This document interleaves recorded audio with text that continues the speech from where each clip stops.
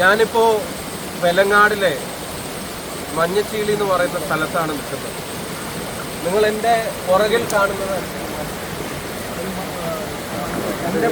കാണുന്നത് വലിയ ഉരുൾപൊട്ടലുണ്ടായി ആ വനത്തിൽ നിന്ന് കല്ലും മണ്ണും വെള്ളവും പാറയും എല്ലാം ഒഴുകി വന്നിട്ടുള്ള ഒരു സ്ഥലമാണ്.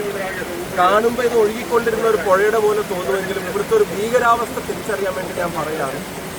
ഇവിടെ ഒരു ചെറിയ കടകളും അതുപോലെ വായനശാലയും നിരവധി വീടുകളുള്ള ഒരു പ്രദേശമായിരുന്നു. ആ പ്രദേശം തന്നെ ഇല്ലാതായ തരത്തിലായി പോയിരിക്കുകയാണ്. ഒന്ന് അങ്ങോട്ട് നോക്കുക, ആ സൈഡിലേക്ക് നിങ്ങളൊന്ന് നോക്കുക, അവിടെ നിങ്ങളൊന്ന് കാണിച്ചാൽ അത് അവിടെയൊക്കെ വീടുകളാണ് ഉണ്ടായിരുന്നത്. ആ മണ്ണടിഞ്ഞ് നിൽക്കുന്നതൊക്കെ വീടുകളാണ്. കുറച്ചും കൂടെ റൈറ്റിലേക്ക് നോക്കിയാൽ അവിടെയൊക്കെ വായനശാലയായിരുന്നു.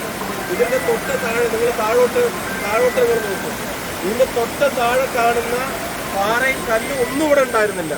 ഇവിടെ ആളുകൾ സമാധാനമായിട്ട് ജീവിച്ചിരുന്ന ഒരു പ്രദേശം. ഒന്ന് അങ്ങോട്ട് നോക്കി, ആളുകൾ സമാധാനമായിട്ട് ജീവിച്ചിരുന്ന ഒരു സ്ഥലമാണ്. ഇവിടെ മൂന്ന് കടകളുണ്ടായിരുന്നു, നിരവധി വീടുകളുണ്ടായിരുന്നു, അതുപോലെ ഒരു കുരിശുപള്ളി ഉണ്ടായിരുന്നു. ഇതിൻ്റെ തൊട്ടടുത്താണ് മാത്യു മാഷ് എന്ന ഈ നാടിന് ഏറ്റവും പ്രിയപ്പെട്ടൊരു മാഷ്. അദ്ദേഹത്തിൻ്റെ വീട് സുരക്ഷിതമാണ്. പക്ഷെ രാത്രി മറ്റുള്ളവർ പ്രയാസത്തിലാണെന്ന് അറിഞ്ഞിട്ട് ഓടി വന്ന് എന്തെങ്കിലും സഹായം അവരെ ഇപ്പുറത്ത് കടത്തി കൊണ്ടുപോകാനോ സുരക്ഷിതമായ സ്ഥലത്തേക്ക് മാറ്റാനോ ഒക്കെ വേണ്ടി വന്ന അദ്ദേഹത്തിന് പെട്ടെന്ന് ഉരുൾപൊട്ടലുണ്ടായി. അദ്ദേഹത്തിന് പിടിച്ചു നിൽക്കാൻ കഴിഞ്ഞില്ല. അദ്ദേഹത്തെ രക്ഷിക്കാൻ വേണ്ടി കയറെടുക്കാൻ വേണ്ടി ഒപ്പമുള്ള ആളുകൾ തിരിഞ്ഞു. ആ തിരിഞ്ഞ സമയത്തേക്കും വലിയ ഒരു പാറ വന്ന് ആ കുരിശുപള്ളിയും കടമുറിയും എല്ലാം എടുത്തുകൊണ്ട് പോയി. ഇപ്പം മാത്യു മാഷെ കാണാതായിരിക്കുകയാണ്. ഇപ്പോൾ ഇവരോട് അന്വേഷിക്കുമ്പോൾ പഞ്ചായത്ത് വൈസ് പ്രസിഡന്റ് ഇവിടെ വീട് നഷ്ടപ്പെട്ടത്, ഈ വീട് ഞാൻ നേരത്തെ കാണിച്ച ആളാണ്. ഇവിടെ അന്വേഷിക്കുമ്പോഴാണ് ഇതിൻ്റെ ഒരു ഭീകരത മനസ്സിലാവുന്നത്. അന്ന് രാത്രി മേലെ ഉരുൾപൊട്ടിയിട്ടുണ്ടെന്നുള്ളൊരു ചെറിയ സൂചന കിട്ടിയത് കൊണ്ട് ഇവിടെയുള്ള എല്ലാ വീടുകളിൽ നിന്നും ആളുകളെ മാറ്റി. ആ ആളുകൾ മാറിയിട്ടില്ലായിരുന്നെങ്കിൽ നമ്മൾ വയനാട് കേട്ടതുപോലെ വലിയൊരു ദുരന്ത വാർത്ത ഇവിടെയും കേൾക്കേണ്ടി വരുമായിരുന്നു. ഇപ്പോഴത്തെ സാഹചര്യം ഇവിടെ വളരെ ഭീകരമാണ്.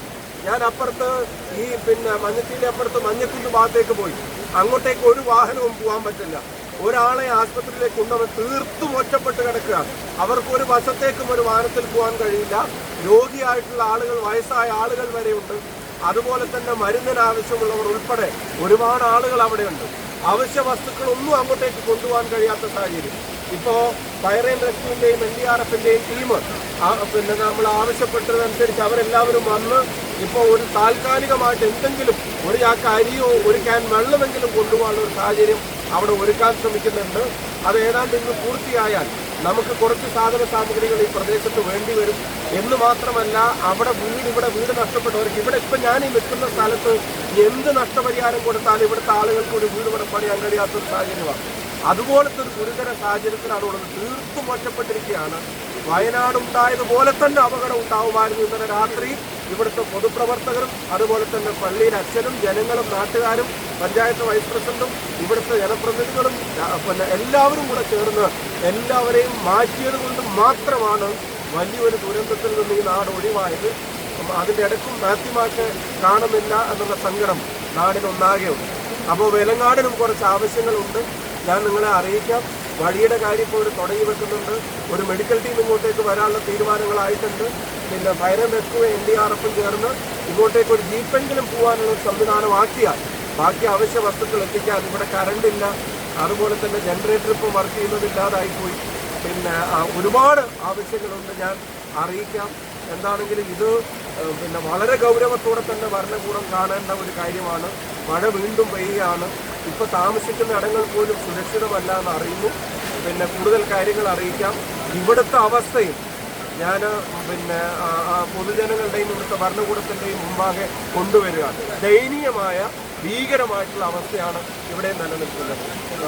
ഇടങ്ങൾ പല പ്രദേശങ്ങളെ ഇല്ലാതായിപ്പോയി. പലരുടെയും വീടുകൾ പൂർണ്ണമായിട്ടില്ലാതായിപ്പോയി. പലർക്കും ഈ വീടുകളിൽ ചെന്ന് താമസിക്കാൻ പറ്റാത്ത സാഹചര്യമായിപ്പോയി. അവരുടെ കൃഷിയും കടയും മറ്റെല്ലാം നഷ്ടപ്പെട്ടൊരു ജനത ഒറ്റപ്പെട്ട് നിൽക്കുകയാണ് വെലങ്ങാട്. ഇവരെല്ലാവരും കൂടെ ചേർന്ന് അവർക്ക് വേണ്ട കാര്യങ്ങൾ ഒരുക്കാൻ ശ്രമിക്കുന്നുണ്ട്. അതിൻ്റെ കൂടെ നമുക്കും പങ്കാളികളാവാം. ഞാനിപ്പോൾ ഒരു കാര്യം, ഇവിടെ ഓരോ വർഷത്തിലും സ്ഥിരമായിട്ട് ഉരുൾപൊട്ടൽ നടക്കുന്നതാണ്. പിന്നെ പക്ഷേ കേഷ്വാലിറ്റി കുറവ് എന്നല്ലാതെ ഉരുൾപൊട്ടലല്ല പിന്നെ വർഷം. പക്ഷേ അതിനെപ്പറ്റി ഒരു ശാസ്ത്രീയപരമായ ഒരു പഠനം നടത്താത്തതല്ലേ ഈ ദുരന്തം അടിക്കടി വർദ്ധിക്കാൻ. ഇതിന്റെ ഒരു പ്രശ്നം നമുക്കത് ഉണ്ടാവുമ്പോൾ നമ്മൾ അതിനെ പറ്റി കൺസേൺ ആവും. പിന്നെ അതൊക്കെ ഒന്ന് ഉണങ്ങി ശരിയായ പിന്നെ അതാത് ഇടങ്ങളിലേക്ക് തന്നെ പോകും. ഇന്നലെ തന്നെ അവരാ വീടുകളിൽ നിന്ന് മാറി. ഇപ്പൊ ഞാൻ ഈ നിൽക്കുന്ന സ്ഥലത്തൊക്കെ വീടുകളായിരുന്നു എന്ന് പറയുമ്പോൾ നിങ്ങൾ ആലോചിച്ചു, ഇത് മാറിയിട്ടില്ലായിരുന്നെങ്കിൽ അവസ്ഥ ഉണ്ടാവുമായിരുന്നു. അപ്പൊ അങ്ങനെ പിന്നുള്ള ഒരു സാഹചര്യത്തിൽ ഇവിടെ എത്രത്തോളം അവർക്ക് ജീവിക്കാൻ കഴിയും അവരുടെ ഇടങ്ങളിൽ നിന്നുള്ളത് പരിശോധിക്കപ്പെടേണ്ടത് തന്നെയാണ്. അപ്പോൾ റവന്യൂ അധികൃതർ ഉൾപ്പെടെയുള്ള ആളുകൾ അതിനനുസരിച്ച് റിപ്പോർട്ട് തയ്യാറാക്കുമ്പോൾ ഇവിടുന്ന് അങ്ങോട്ടുള്ള കാര്യങ്ങൾ അവർക്ക് ജീവനും സ്വത്തിനും സുരക്ഷ ഇല്ലാത്ത സ്ഥലങ്ങൾ അത് അങ്ങനെ തന്നെ രേഖപ്പെടുത്തേണ്ട ആവശ്യമുണ്ട്. ഇപ്പൊ കാണുമ്പോൾ നോക്കുമ്പോൾ ഒരു നഷ്ടം ചിലപ്പോൾ വീടിന്റെ ഒരു ഭാഗത്തൊന്ന് ഇടിഞ്ഞിട്ടുണ്ടാവാം, അല്ലെങ്കിൽ അടിയിൽ തറ കീറുക, അതല്ല നഷ്ടം. ഇനി അവിടെ താമസിക്കാൻ പറ്റുമെന്നുള്ളതാണ്. അതിന് സയന്റിഫിക് ആയി തന്നെ ഒരു അപ്രോച്ച് തീർച്ചയായിട്ടും ഇവിടുത്തെ റവന്യൂ സംവിധാനങ്ങൾ ഉണ്ടാക്കേണ്ടതുണ്ട്.